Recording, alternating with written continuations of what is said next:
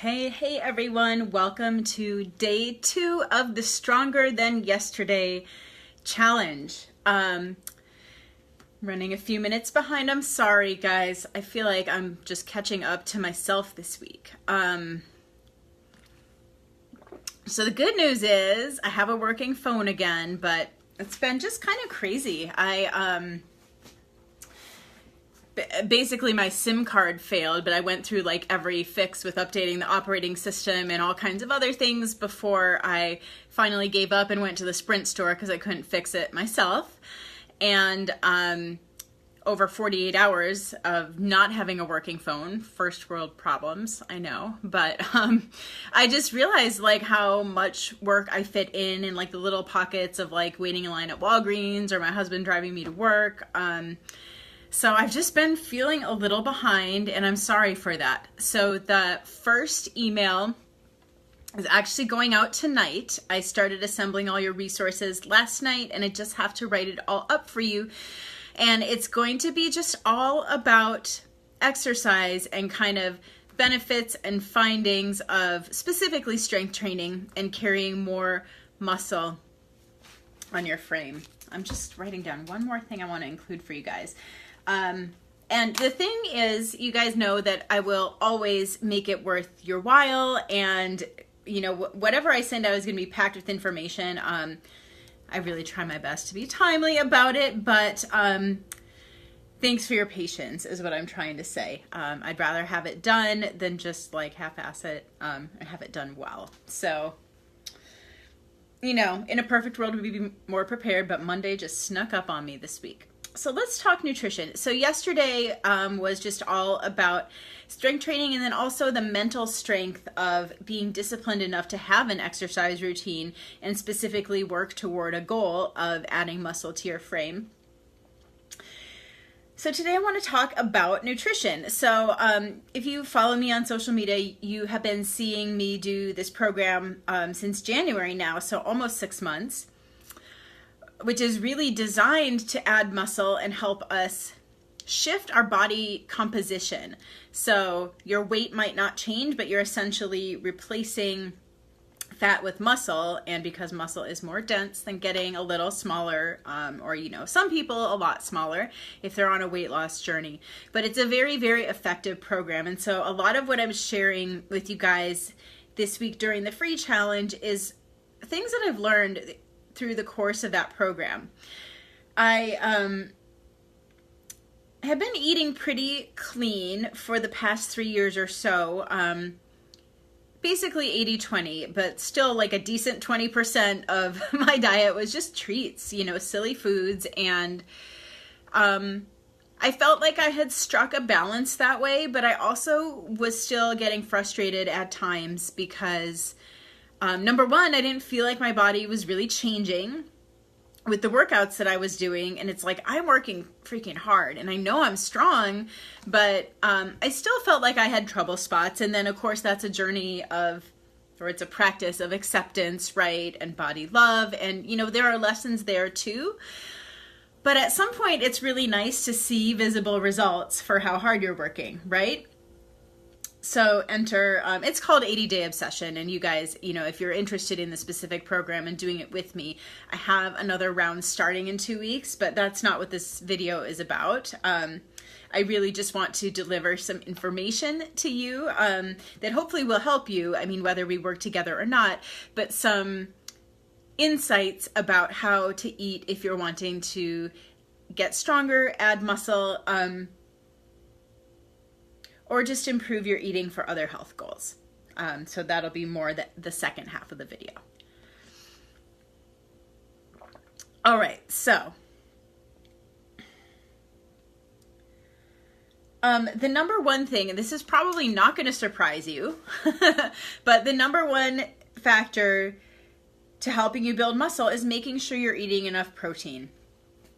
And we're going to have you know, in the follow-up email, make sure you are signed up for the emails. It's in the link of every day's post.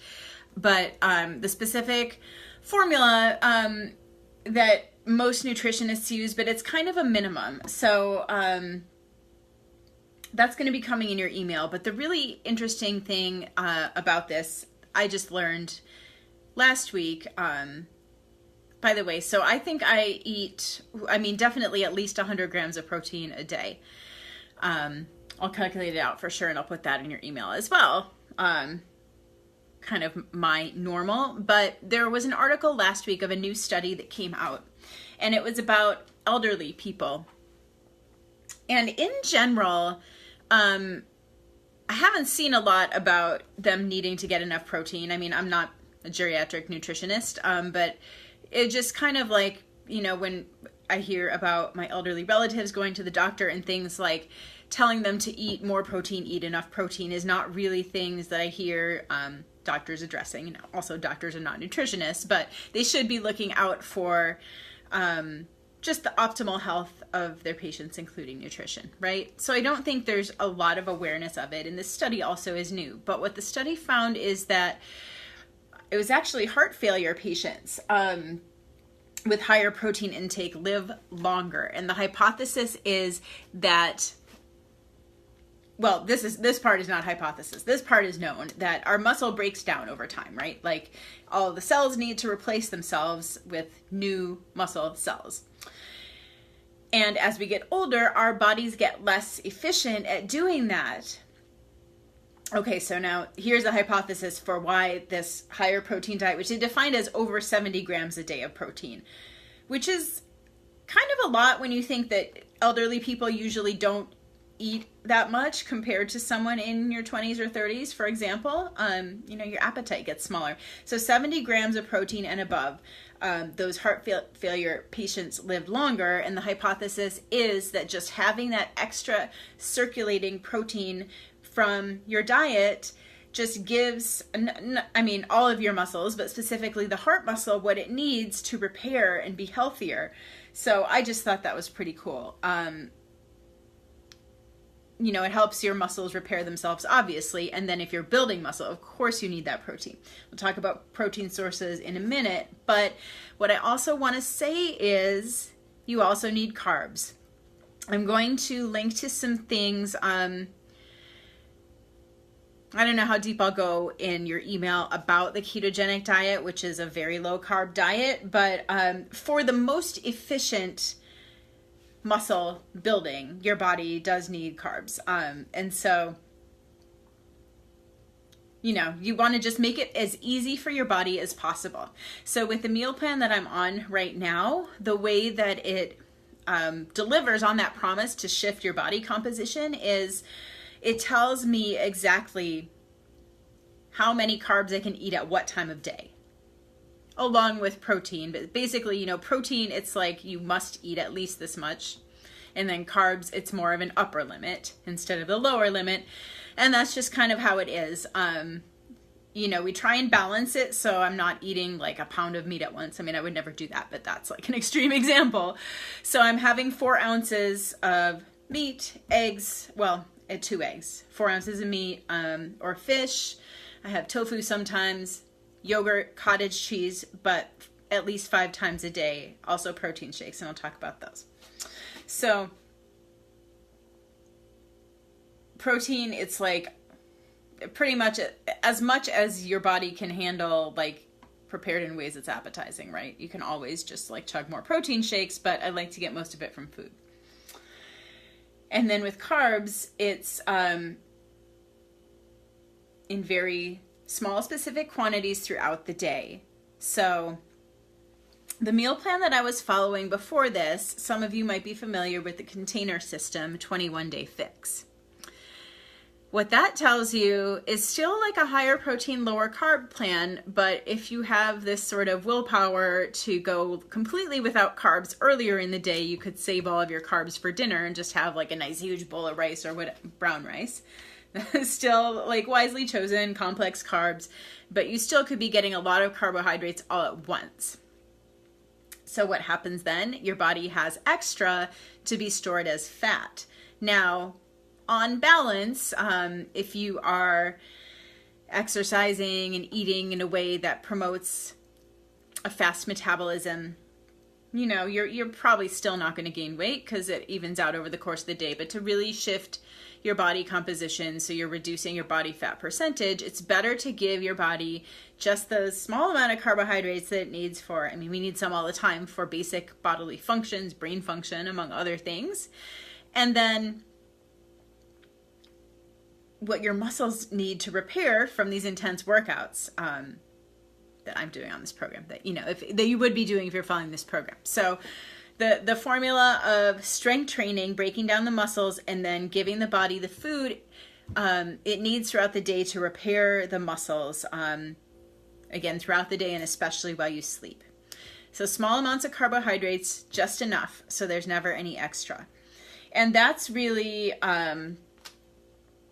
the genius of this Time nutrition plan that I've been following. And I'm going to also give you a sample day just so you can see what my meals are like in this email. And again, you know, if you were to choose to work with me, you would get the exact plan. You get my guidance in kind of making it your own with the foods that you enjoy to fit it into the plan. But at least, you know, with this free challenge, you'll get one day as an example, and hopefully you can still find that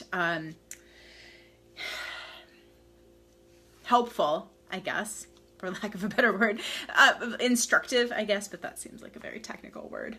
But just in terms of helping you see how, like, what kind of diet you might want to follow if you want to build more muscle. Okay, so I said I was going to talk about protein powder.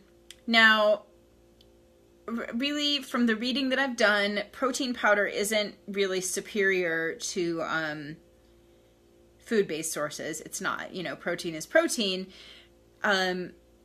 Some of the supplements are, like, there's a couple that I take. There's one that's optimized, a form of protein optimized for slow release overnight. I'm going to talk about these more in tomorrow's video about supplements. And there's one that I take that's a type of protein for quick absorption for your muscles right at the end of the workout, to start the repair process, coupled with the right amount of carbs to kind of get, like, unlock the cells that uptake the glucose, right? Or sorry, the glucose unlocks the cells to let the protein in to start with the repair process. So supplements can be helpful that way because of those very specific types of protein and doses of ingredients in combination. But beyond that, like I said, protein is protein, but the advantage in having a protein powder or protein bar is just how convenient it is, right? Like, it's easy to mix up, or you can maybe make it in advance, and I mean, you don't have to cook anything, and that's really, I think, the value in protein powders and protein bars. The other thing that I think is really important is thinking about high volume foods, nutrient dense foods also. I mean, kind of, there's a lot of overlap in those categories, but calorie for calorie, if you're eating, like, lower volume foods, which is more calorie dense foods, your body just doesn't have as much food to digest. It doesn't take as long to digest, so the digestion goes quick and then you're hungry again. If you're eating, like, a large bowl of vegetables, high in fiber, of course with some healthy fats to help you stay satisfied, complex carbohydrates, again, high in fiber, but, you know, you can get, like, a large volume meal for the same amount of energy that you're taking in. It takes your body a lot longer to digest it, and there's a lot more work the body has to do, frankly, and that is part of what helps your metabolism get the boost from eating that way. So, you know, I think that's also important for building muscle, is just keeping your metabolism cranked up so your body doesn't feel like it needs to store fat, and it doesn't feel like it's in a state of scarcity. I should have actually put this, well, I'll say it right now, I'm putting it in my notes, but make sure you're eating enough. It's really going to hurt the results of your workouts, but it's also going to hinder efforts to lose weight if you're not eating enough. So that's important just as a baseline, whether you're trying to build muscle or not. you know, and people can go in either direction. There's a lot of my clients who come in who are overeating, but there's, I'd say, just as many who are undereating and for the most part unaware of it. So this is something I do, like a baseline questionnaire with everyone who comes in, and just what a typical day of your meals is like, and kind of give you just a little bit of a comparison of, you know, how it stacks up versus kind of, you know, what a nutritionist would recommend, what we see with the average person. But we only know what we do, right? You don't always see everything that all your friends are eating in a day, or even the people you live with. You're not with them 24/7 usually.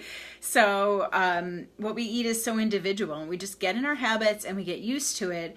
And I feel like for most people, writing out a food diary for a week or even just a day and showing it to someone can really help identify patterns that you wouldn't notice yourself. And I try to be as kind as possible about it, because I know, I mean, a lot of us, myself included, have now or have had shame around food and eating habits. And so, yeah, I'm not going to shame you for your food choices. I'm going to be supportive and just approach it that we're on the same side. You know, I'm not your coach to like bat the cookie out of your hand. I'm your coach to help you understand what's making you reach for the cookie, and you know, the emotions that come afterwards and all of that. But coming from a place of understanding, not from a place of being harsh and, you know, ridicule, that kind of thing. I can't see who's watching. I can see people are watching, but say hi if you're here. I don't know who's on. Tell me if you have questions. What questions do you have about nutrition and building muscle?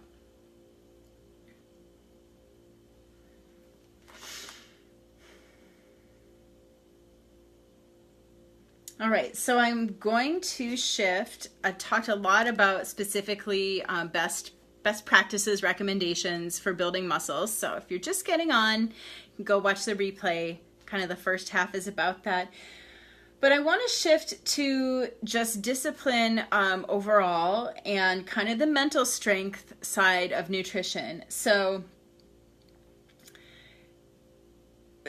learning to eat healthier in general, but especially these last 5 months of Time Nutrition, 80-day obsession, have really helped me see food as a tool to achieve a health goal. Rather than, I mean, food is a lot of things, right? Food is enjoyment.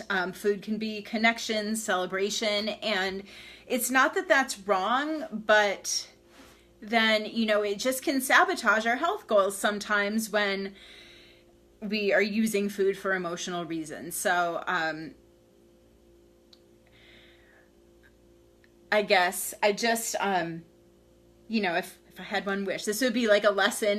Like, I would love to work with everyone to help you learn this, that it is possible for you to break those emotional connections so that you can make a choice sometimes to enjoy the holiday dinner with your family and the traditions that you love, but you don't have to like turn to those same foods when you're lonely or you're sad, to kind of, you know, as a misguided attempt to give you that same feeling that you would have at the family celebration, right?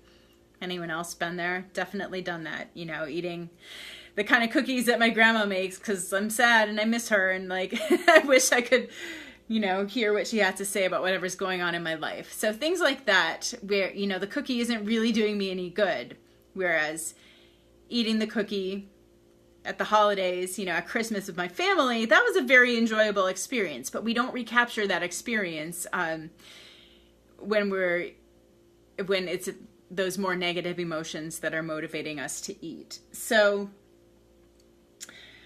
in my opinion, working with a coach and a community is a really effective way to help you change eating habits, because otherwise it is just too easy to go, to slide back into what you're used to. So, you guys know I do have paid programs, but this is a free program this week, and you can get as much as you can out of this. This community is always open, this free community for posting, for you to share what goals you're working on for you to get suggestions and advice and support. And I really would encourage you all to use this community. There's no cost to it, and there's a really, really supportive group of people here. And a lot of them really have some great ideas about nutrition. There's several of my team members in here who are also coaches, and just a lot of people who are interested in nutrition and have been following different kinds of diets. And when I say diet, I just mean a way of eating, not a super restrictive weight loss plan. But, people who are trying to eat healthy as a vegetarian, vegan, high protein, low carb, different ways of eating, and we'll have, I'm sure, gluten-free, lots of ideas for you, regardless of what your specific goal is. So that's one resource, but, in terms of behavior change, that's one resource that can be really helpful. Hey, Nisha. Thanks for getting on. And is that Latoya? Hi. Oh, I see names now. Hey, Rachel. All right. So, so whether I hope you use this community. There are different programs out there, different support systems you can tap into. But the important thing is to, I think, be part of something outside of yourself. I think it helps a lot. And that can help you get the discipline to see food differently. Which goes back to exactly the lesson that I've learned, where there was one time when I gave up sugar for 30 days straight, and it was the most amazing sense of achievement, and that was pretty much the only time I did it, if I'm being honest. I would go just having a handful of candy, small amount of sugar, but I didn't go completely without it almost ever. Not really that proud of that. But then when I started 80-Day Obsession, again, it became let me really see what I can do in terms of building muscle. And I became very committed to this goal. So it's not just the support system, but also having a program and having a specific structure to tap into made it easier for me. And then I will say that usually the first 2 to 3 weeks of any change is the hardest. So give it time. If the first day is miserable, the first week is miserable, and you're kind of just all you can think about is the things you usually eat. Of course, with the foundation, make sure you're eating enough, number one, but then just give it time and understand that there is going to be a transition period, and it is going to get easier. So going without sugar, I realized I was not eating enough, and I had to add more protein and more vegetables, and a little more fruit too, to really get rid of those sugar cravings, but that's done it. And so I went without it, no sugar, no alcohol for 2 months straight. So it was a 3-month program, and the first month was kind of a transition of getting it out of my diet. Went without it for 2 months straight. Then I celebrated when we went to Mexico, celebrated completing the program. And all of a sudden there I was back, eating dessert every day, and a lot of treats, and, enjoying beer and wine. And I had a great time, but then it took me again, the first month of the program, when I decided to do another round, it took me about a month to really get it fully phased out of my diet completely. But now I know that I'm on a good track with it, and I could keep it up for as long as I want to. Now, actually, this is a good way to wrap things up, so I want you guys to know there is something called orthorexia, which just means being too obsessed with, think about anorexia, which is, not eating, but orthorexia is just being too obsessed with whatever you think the right diet is, too rigid, where it becomes an obsession, where it becomes an illness. And so, it's not always a clear line, right? Some people are just very rigid about their food because they know that's what makes them feel the best. Some people are really rigid about their food because it's a control thing, it's a fear thing, it's a attention thing sometimes, right? So only you can know where you're at with that. But so I guess, the balance I personally try to strike is I'll do it for a while where I'm very strict, and then I just go and I enjoy, a week or sometimes a few weeks, but just really having whatever I want and really trying to be present and pay attention to the emotions that are coming up. I think that's the biggest thing. Like if you're feeling a lot of guilt or shame after eating things that you see as wrong or bad, and I encourage you not to think of foods that way and to try and break that as well, but we all do it to some degree, right? But so just watch that. And if it gets to be a cycle, you just have to learn from it and just try to always be learning is really what it is. And, for some people, adding in, more vegetables and becoming more strict about your diet is going to be the direction to go. For some people, having the cookie, having the cake, is going to be an awesome thing to really, really enjoy it and not beat yourself up afterwards. And that's a discipline too. There are different kinds of discipline. Maybe this is the key. If whatever's a little bit difficult for you in terms of stretching your comfort zone, maybe that's what each of us needs to work on. So think about that a little more, because it kind of just came to me. But if it's difficult for you to let go and enjoy sweets, maybe that's kind of your work right now. And if you're someone who enjoys sweets daily, maybe letting go of that is the work. All right, so once again, if you're not signed up for the emails, just make sure that you are. And then go and find the post. So it was this morning with the daily kind of discussion questions and action steps. And one of them is one behavior that you would like to change, just really specific to you. What do you want to work on? But not in a long-term general sense, but what's one small thing you could get started on this week? So I'm trying to think of, it could be as simple as even just drinking more water, maybe eating breakfast when sometimes you skip it, having a bigger dinner so you're not craving carbs and snacks later in the evening. There's a million different ways it could look, but what's one thing that you feel would make your diet, just meaning the way you eat, make your diet more supportive of your health goals? Think about that. There's some other questions that I posted for you too. And you can respond to the post. Remember, there are prizes, so you're going to get to try some of these samples of the supplements that I mentioned. And if you participate every day, you will get multiple samples and some self-care goodies from me as well. So just a bigger thank you package, because I do value the time and attention that you're putting into this. And so I'll send you some additional information and resources in your email. And again, the first email, so the one on exercise from yesterday, is just going out tonight. So thanks for your patience with me being a little behind with that. But I promise it's going to be really good and interesting reading. All right. And tomorrow we're going to talk more about supplements. So I will see you then. Let me know what questions you have, if any.